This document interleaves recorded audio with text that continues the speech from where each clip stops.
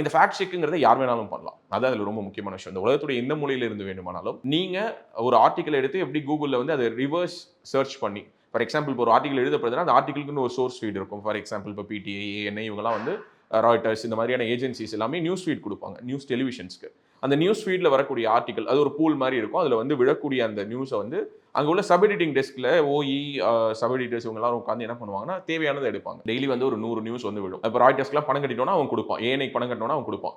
So annual சப்ஸ்கிரிப்ஷனில் போட்டுவிட்டு அவன் கொடுக்குற நியூஸ்லேருந்து நம்ம சூஸ் பண்ணணும். இந்த மாதிரியான நியூஸ் ஏஜென்சியோட சப்ஸ்கிரிப்ஷனில் ஆரம்பிச்சு அதுக்கான ஒரு டீம், அதுக்கான ஒரு இன்ஃப்ரான் தேவைப்படும் பொழுது உலகத்தினுடைய எந்த மொழியிலிருந்து வேண்டுமானாலும் இதை செய்து கொடுக்கலாம். For example if you have some interest, உங்களுக்கு வந்து ஒரு ஆர்டிகல் படிக்கிறீங்க, ஒரு பொய்யான செய்தி தமிழ்நாடு முழுக்க சுற்றி வருது, அது மத்திய அரசின் மேல் ஒரு வெறுப்பை ஏற்படுத்துது. ஒரு உதாரணத்துக்கு மெட்ரோ ரயில் திட்டத்துக்கு காசு கொடுக்கல, ஜிஎஸ்டி நிலுவைத் தொகையை கொடுக்கல. ஸோ இந்த மாதிரியான மத்திய அரசுக்கு எதிரான, இன்னும் சொல்ல போனால் இந்தியாவுக்கு எதிரான, இந்திய இறையாண்மைக்கு எதிரான நரேட்டிவ்ஸ் எல்லாத்தையும் பிரேக் பண்ணுங்கிறதா நம்மளோட இன்டென்ஷன்.